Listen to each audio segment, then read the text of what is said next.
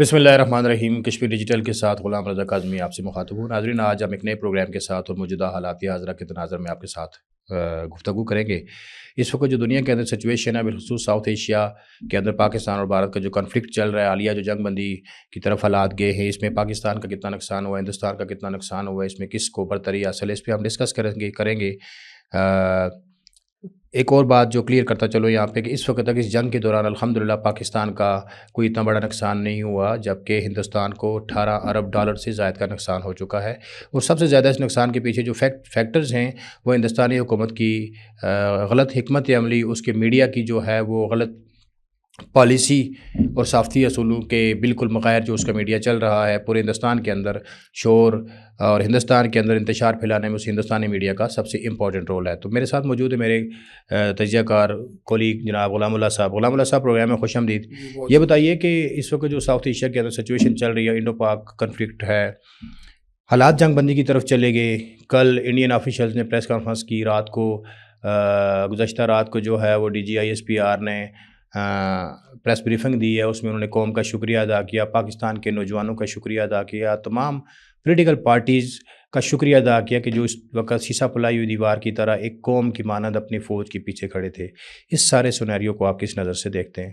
اچھا رضا صاحب، بہت شکریہ. رضا صاحب، آپ نے کسی بھی قوم کے چیزوں کو دیکھنا ہونا تو اس کے مورال کو دیکھا جاتا ہے. اور آپ نے جو press briefing Indian high official نے دی اور جو پریس بریفنگ آپ کے D G I S P R اور آپ کے جو آئی آفیشل تھے انہوں نے دی، تو اس میں جو باڈی لینگویج تھی نا تو وہ بڑا میٹر کرتی تھی. اور آپ دیکھیں کہ آپ کے جو آفیشل تھے وہ فاتحانہ انداز میں کس طرح بڑے اسمائلنگ فیس میں، بالکل. جو انڈیا کے جو آفیشل تھے تو ان کی پریس بریفنگ کی صورتحال کیا تھی، ان کے چہروں کی کیا پوزیشن تھی، ان سے جو کویسچن کیے جا رہے تھے تو ان کی آنسرنگ تک ان کے پاس موجود نہیں تھی. ان کی باڈی لینگویج ان کا ساتھ نہیں دے رہی تھی، چہرے مرجھائے ہوئے تھے. بڑی اہم بات تھی. اور میں سمجھتا ہوں کہ پاک فوج نے جہاں پہ آپ کی سرحدوں کی حفاظت کی، وہیں پہ یہ جو آئی ایس پی آر کا انہوں نے ایک بہت اچھا ایک ادارہ ڈیولپ کیا ہوا ہے کہ آپ کو مسلح افواج پاکستان سے یا ملک کے حوالے سے جو امن کی صورتحال ہو تو اس کی اطلاع آپ کو آپ کا آئی ایس پی آر دیتا ہے. اور ہمیشہ وہ فوری طور پہ آپ آ کے اپنی قوم کو بھی بتاتے ہیں اور باقی چیزیں بھی. لیکن رات کو 2-3 چیزیں جو ہوئی، جو آپ کے D G I S P R نے اور دیگر نے جو اپنی بریفنگ دیتے ہوئے، سب سے پہلے تو قوم کے لیے مبارکباد کی بات یہ ہے کہ آپ کے D G I S P R نے آپ کو تفصیل کے ساتھ تو انہوں نے بتایا کہ کس طرح انہوں نے منصوبہ بندی کی، کیونکہ پاکستان امن کا خواہاں ہے، پاکستان ہمیشہ امن چاہتا ہے اور امن کے لیے ہمیشہ اس نے کوششیں کی. اور یہی وجہ ہے کہ ہندوستان نے جب آپ اس دفعہ حالات خراب کرنے کے بعد سرجیکل سٹرائک کی، بم گرایا، کہ میزائل گرائے پاکستان کی حدود میں، لیکن پاکستان نے وہاں پہ جلد بازی کا مظاہرہ نہیں کیا. ورنہ پاکستان بھی جلد بازی کر سکتا تھا، کیونکہ جو جنگیں ہوتی ہیں وہ حکمت عملی کے تحت لڑی جاتی ہیں. جنگیں جذبات کے ساتھ بہت کم لڑی جاتی ہیں. وہ جب آپ اگلے مورچوں پہ ہوتے ہیں، جب آپ دشمن کے بالکل براہ راست ایک دوسرے سے فائٹ کر رہے ہوتے ہیں، تو وہاں آپ کو جذبات کی ضرورت ہوتی ہے. لیکن جنگیں جو ہیں وہ دفاعی حکمت عملی کے تحت لڑی جاتی ہیں. اور پاکستان نے بہترین حکمت عملی کا مظاہرہ کرتے ہوئے صبر و تحمل کا مظاہرہ کیا.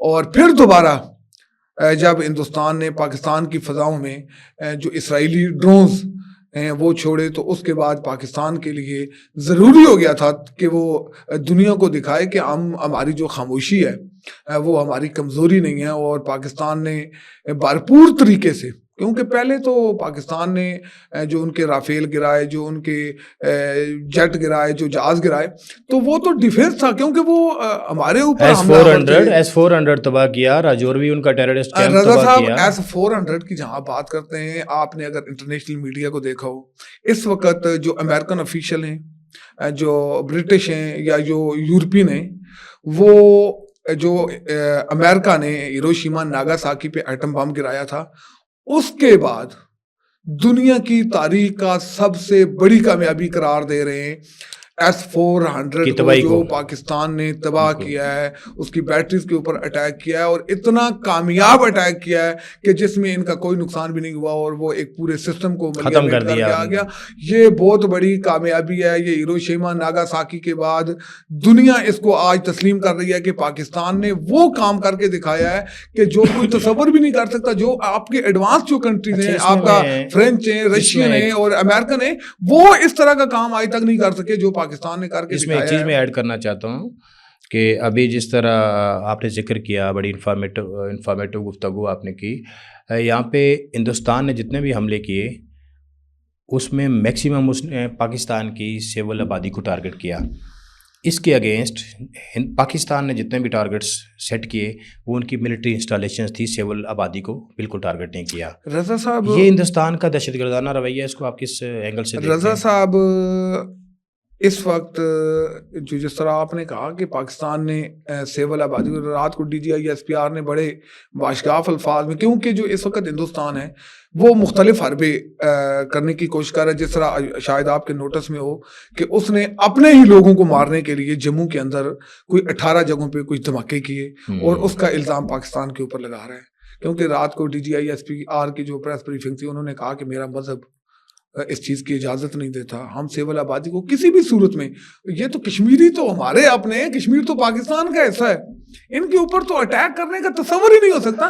ہم تو کسی ہندوستان کے اندر بھی کسی سیول آبادی کو ٹارگٹ کرنے کا تصور بھی نہیں کر سکتے. اور پاکستان نے جہاں جہاں پہ اٹیک کیے اس کو انٹرنیشنل کمیونٹی نے کور کیا، انٹرنیشنل میڈیا نے اس کو کور کیا. DGI/SPR نے رات کو، اگر ہندوستان اپنے جو بات ہے اس میں سچا ہے تو انہوں نے کہا ہے کہ اگر ہم نے کہیں سیول آبادی پہ یا سیول لوگوں کے اوپر کوئی اٹیک کیا ہے تو اس کو انٹرنیشنل کمیونٹی اس کو یقینی طور پہ جو ہے وہ رپورٹ کرتی. اور جب اس نے نہیں رپورٹ کیا تو اس کا مطلب یہ ہے کہ ہم نے سیول آبادی پہ نہیں کیا. اور ہم اس کے بعد بھی کبھی اگر، کیونکہ ہم بھی حالت جنگ میں ہیں، تو اگر ایسا کچھ ہوتا ہے تو ہم سیول آبادی کو کسی بھی صورت میں ٹارگٹ یہاں پہ یہ ہے کہ اس وقت جو صورتحال ہے پاکستان میں اور ہندوستان میں، جو بھی میں نے ان کو میڈیا سرچ کیا، چونکہ ان کے میڈیا کو بھی ہم مانیٹر کرتے ہیں، انٹرنیشنل میڈیا کو بھی مانیٹر کرتے ہیں.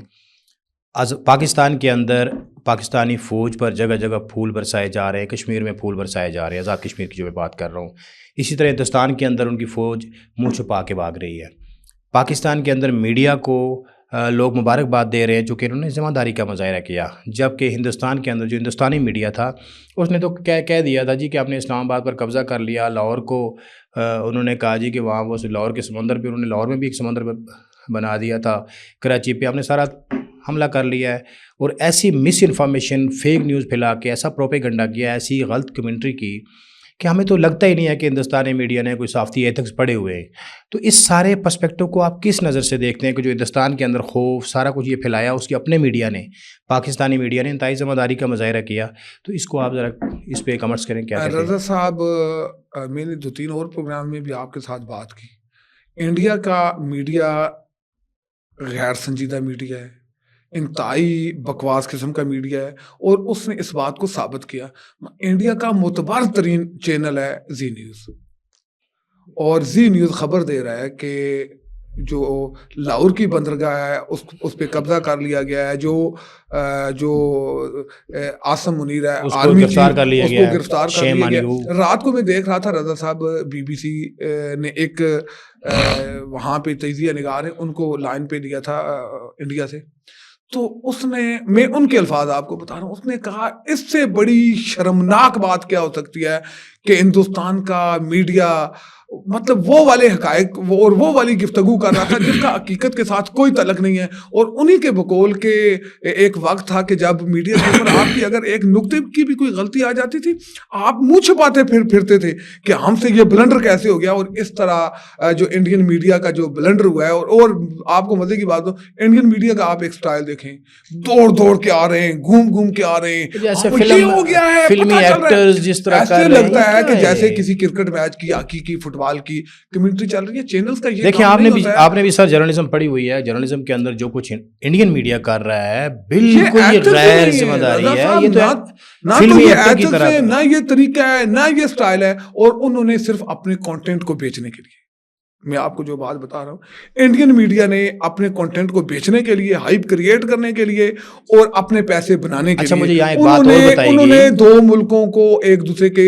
سامنے لا کے کھڑا کر دیا. اور میں سمجھتا ہوں مودی دنیا کا بیوقوف ترین آدمی وہ یہ کچھ ہے کریں جو گے تو اس ان کا مال میڈیا کو بکے گا. دیکھ کے اگر اس نے فیصلے کرنے تو پھر میرے خیال میں جو وہاں کے جو اینکرز ہیں ان کو پرائم منسٹر کی کرسی پہ ہونا چاہیے, ان کو آرمی چیف ہونا چاہیے, کیونکہ ویسے بھی مودی نے اپنے اس جنگ سے قبل ہی جو ہمارے درمیان جو تنازع ہوا, اس سے قبل ہی آپ نے کئی جرنیلوں کو فارغ کر دیا, کئی کو حراست میں لے لیا, کئی کو اٹھا لیا, کئی کے رنگس واپس لے لیے, کئی جو ہندوستان کی آرمی ہے تو اس نے لڑنے سے انکار کر دیا, نوجوانوں نے درخواستیں چھٹی کی دے دی. تو میں سمجھتا ہوں کہ انڈین میڈیا کی موجودگی میں تو اس کو فوج کی ویسے بھی ضرورت نہیں ہے, کیونکہ انڈین میڈیا تو دن میں 6 دفعہ حملے بھی کرواتا ہے اور 6 دفعہ قبضے بھی کرواتا ہے. میں ابھی ایکس پہ دیکھ رہا تھا اور ڈفرینٹ اور ویب سائٹس پہ دیکھ رہا تھا کہ جو ہندوستان کا پڑھا لکھا اور ذی شعور طبقہ ہے وہ اس وقت مودی سے بھی کہہ رہا ہے کہ بھائی مستعفی ہو جاؤ, مودی کو ہٹا دو.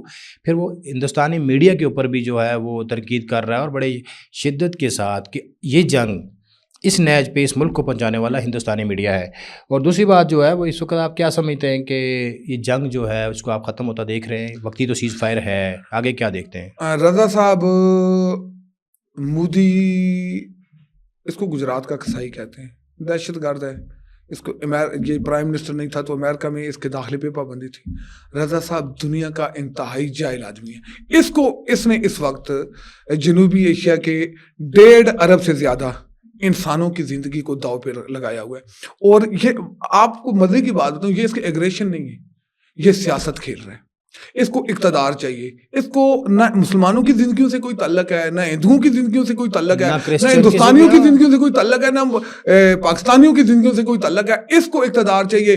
یہ اقتدار کا بھوکا شخص, میں سمجھتا ہوں کہ یہ دنیا کے امن کے لیے خطرہ بنتا جا رہا ہے. اور مودی کی اگر یہ آپ جہاں تک امن کی بات کر رہے ہیں تو میں ذاتی طور پہ نہیں سمجھتا کہ مودی کی موجودگی میں جنوبی ایشیا میں کوئی امن آنے جا رہا ہے, کیونکہ مودی کو پتہ ہے امن نہیں آ سکتا. اس لیے نہیں آ سکتا کہ جتنے بھی اس وقت پاکستان کے اندر پراکسیز ہیں, اور سری لنکا کے اندر پراکسیز ہیں, بنگال کے اندر. میری بات پہلے آپ کو ایک بات بتا دوں, اگر یہاں پہ مودی جنگ ختم کرتا ہے, مودی کشیدگی ختم کرتا ہے, مودی کو یہ پتا ہے کہ مودی کا اقتدار جا رہا ہے, اور مودی اپنے اقتدار کو بچانے کے لیے, مودی کا اقتدار حقیقی معنوں میں جا رہا ہے. آپ کے فوجیوں کے اوپر پھول نچھاور ہو رہے ہیں.